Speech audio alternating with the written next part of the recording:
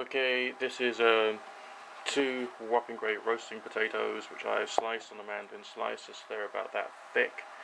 I'm not sure if I've done that thick enough or too thin or whatever. You know, everything. You know, there's always going to be a bit of speculation and guesswork here. What I'm going to do is I'm going to get that on the boil, just to blanch them, and make sure that they're partially cooked prior to getting the dehydration underway, and then I'm going to lay them onto the shelves within the dehydrator, and then we're going to dehydrate some potato, which I'm going to keep in store for when the winter comes. And so, you know, I can have that with the dehydrated cauliflower, shovel that into slow cooker with, I don't know, a bit of rice, and then I'll have myself you know, something else to eat, which I think will be pretty damn cool.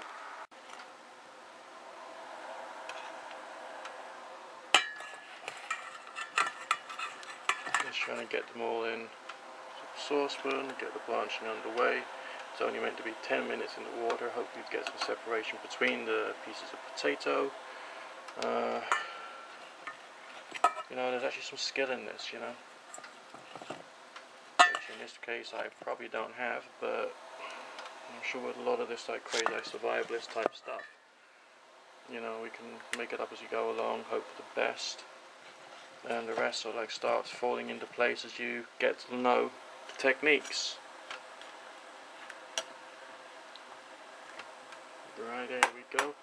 We may be lucky, we may be able to get them all in. Let's see how much further we can go with this. Okay, so a saucepan this size can be used to get 2 large potatoes blanched, to the most part.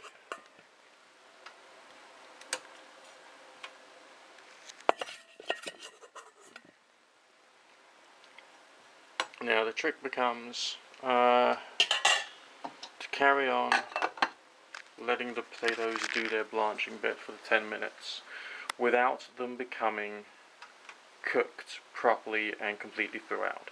If they were cooked properly and completely throughout, that will be a bad thing.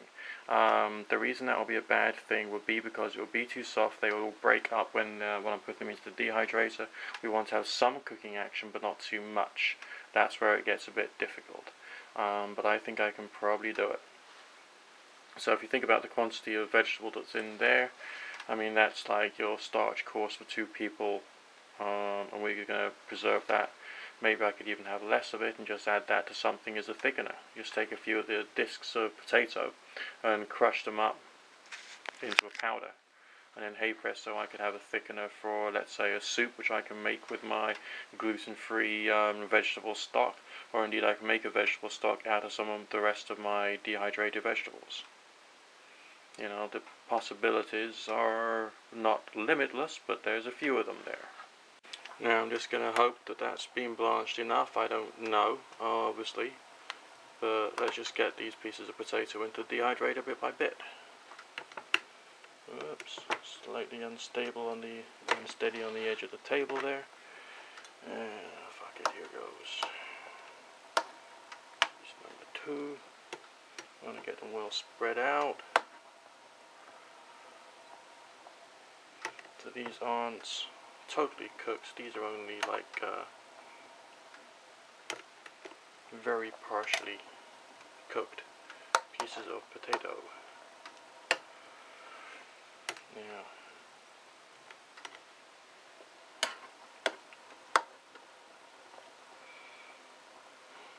And it makes an awful lot of sense to do this because if you think about it, storing stuff in the refrigerator uses up energy. I'd like to be able to do without the refrigerator one day.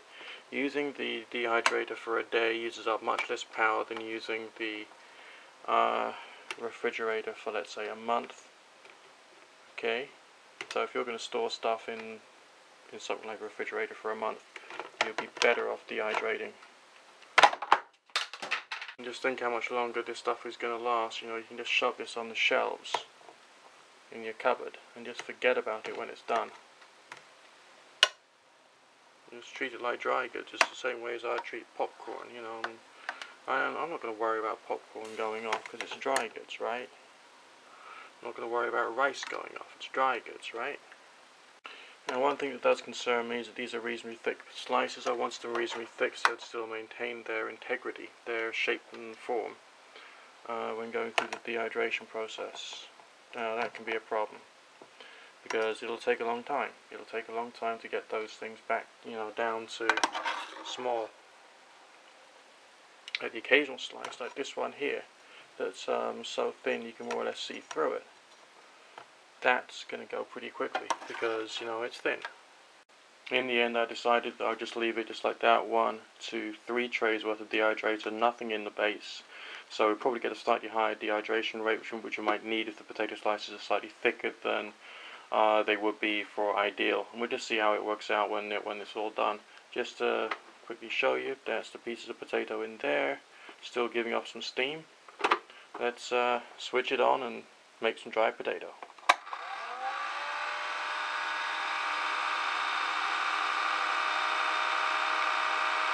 Okay, it's now about 3 o'clock in the afternoon, being about 6 hours later, and we got this. It looks like a large crisp or potato chip, basically. It's see-through. You can see the light through it. It's quite beautiful in some kind of like weird ways.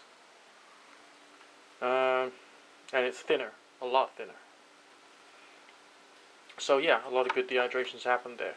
But some of these, this one here, it's got a bit of flex to it. You can feel that there's still some fluid movement, or just slightly not quite dry on the inside. It's slightly squidgy in places.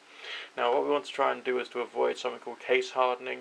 Case hardening is when the outside of whatever it is you're dehydrating ends up solid, okay, but the inside still has some wetness to it.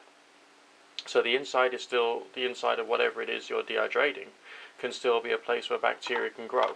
Now you can have, from my experiments, you can have some case hardening, so long as you thoroughly rehydrate and thoroughly cook whatever it is that you've been putting through the dehydration process, and you don't store it for too long. This level is good. That one I think is done. It sounds solid, it feels solid. Those two are definitely done. There's some crunch there, okay? It's good. That one's definitely done. So you basically, we're on the cusp point, a middle point, whereby some of these are brilliant and some of these are just slightly under dehydrated. So now remember, this is like 6 hours into the process. So you have a look at the ones at the bottom. This one is soft. That's bad. That one's still got some softness to it, so that's bad. These ones are just slightly soft. I could just put them aside and have them within a month. Okay, I could put them in a bag, label them, have that within a month. Not a problem.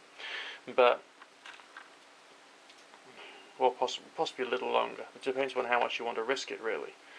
The rest of them, this one here, don't know whether you can hear that, but that is a seriously dehydrated piece of potato. That could be crunched up and, into a powder.